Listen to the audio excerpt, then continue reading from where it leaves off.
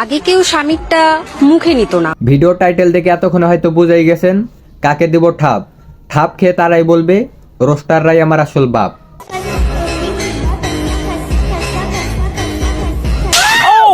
Hello guys, তো কেমন আছো তোমরা সবাই?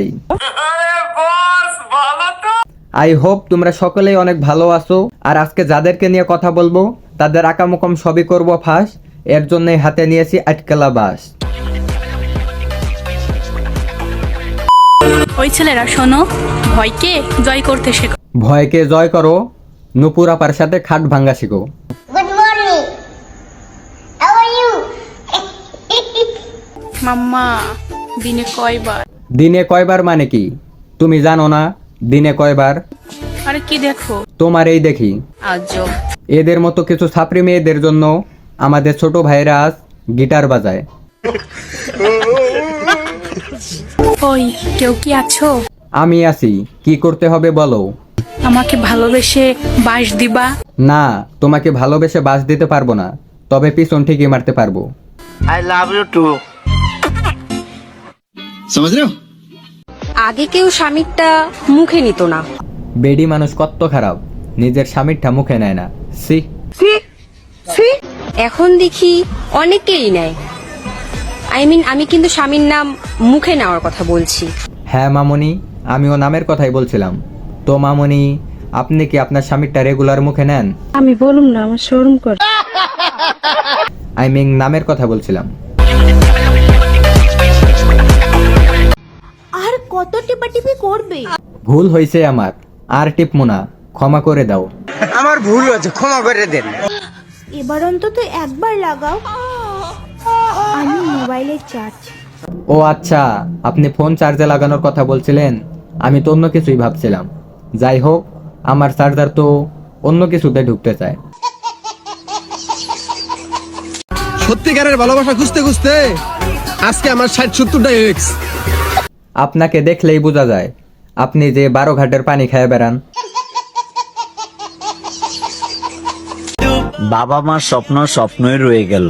মাঝখান থেকে খালাতো ভাই আইসা খাইয়া দিল।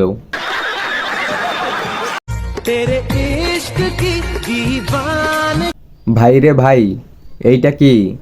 দেশের থাইকা দেখি দেশের মানচিত্রই বড় বেশি। ওই যে একটা বাণী আছে না, অল্প বয়সে পাকিলে বাল, দুঃখ থাকে চিরকাল। প্রাইভেট পড়তে গিয়ে সবাই চুপচাপ পড়াশোনা করে, আর আমি বসে বসে ভাবি খালাতো ভাই কবে যে আমাকে খাবে।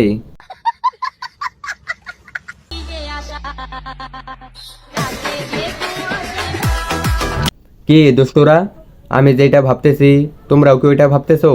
কিসের উপরে জানি লিখতেছে, না মানে গুঞ্জের উপরে লিখতেছে, ওইটাই বলতেছিলাম আর কি।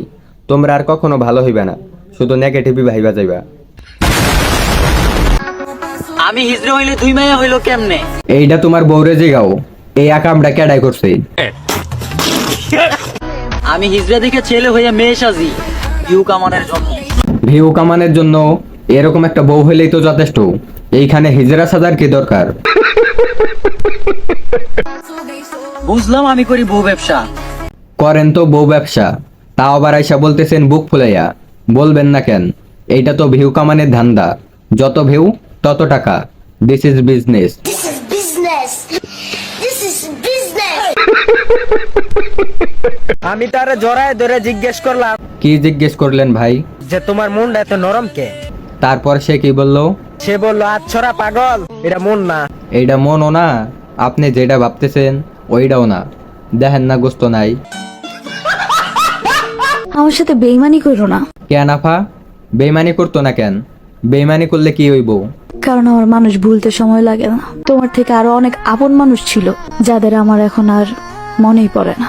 ঠিক হইতো আছে, সাইজ দেখে বুঝেন না আপাই কেডা।